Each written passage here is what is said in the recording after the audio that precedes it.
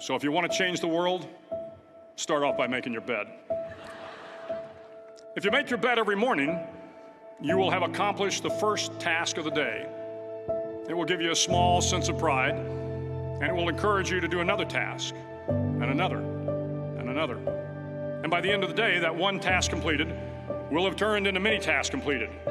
Making your bed will also reinforce the fact that the little things in life matter. If you can't do the little things right, you'll never be able to do the big things right. And if by chance you have a miserable day, you will come home to a bed that is made, that you made. And a made bed gives you encouragement that tomorrow will be better.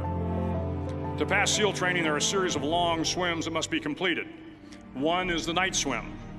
Before the swim, the instructors joyfully brief the students on all the species of sharks that inhabit the waters off San Clemente. They assure you, however, that no student has ever been eaten by a shark, at least not that they can remember. But you are also taught that if a shark begins to circle your position, stand your ground. Do not swim away. Do not act afraid. And if the shark, hungry for a midnight snack, darts towards you, then summons up all your strength and punch him in the snout, and he will turn and swim away. There are a lot of sharks in the world. If you hope to complete the swim, you will have to deal with them. So if you want to change the world, don't back down from the sharks. Over a few weeks of difficult training, my SEAL class, which started with 150 men, was down to just 42. There were now 6 boat crews of 7 men each. I was in the boat with the tall guys, but the best boat crew we had was made up of the little guys, the Munchkin crew, we called them. No one was over 5'5". The Munchkin boat crew had 1 American Indian, 1 African American, 1 Polish American, 1 Greek American, 1 Italian American, and 2 tough kids from the Midwest. They out-paddled, outran, and outswam all the other boat crews. But somehow these little guys, from every corner of the nation and the world, always had the last laugh, swimming faster than everyone and reaching the shore long before the rest of us. SEAL training was a great equalizer. Nothing mattered but your will to succeed, not your color, not your ethnic background, not your education, not your social status. If you want to change the world, measure a person by the size of their heart, not by the size of their flippers. The 9th week of training is referred to as Hell Week. It is 6 days of no sleep, constant physical and mental harassment, and 1 special day at the Mud Flats. The Mud Flats are an area between San Diego and Tijuana where the water runs off and creates the Tijuana Sloughs, a swampy patch of terrain where the mud will engulf you. It is on Wednesday of Hell Week that you paddle down to the Mud Flats and spend the next 15 hours trying to survive the freezing cold, the howling wind, and the incessant pressure to quit from the instructors. As the sun began to set that Wednesday evening, my training class, having committed some egregious infraction of the rules, was ordered into the mud.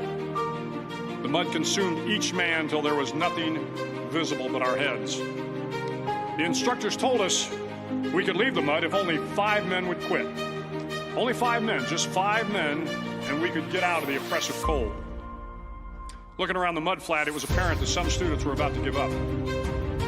It was still over 8 hours till the sun came up. 8 more hours of bone-chilling cold.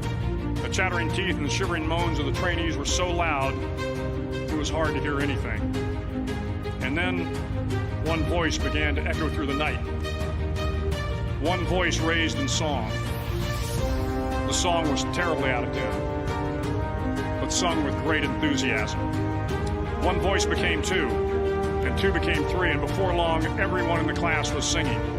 The instructors threatened us with more time in the mud if we kept up the singing, but the singing persisted, and somehow the mud seemed a little warmer, and the wind a little tamer, and the dawn not so far away.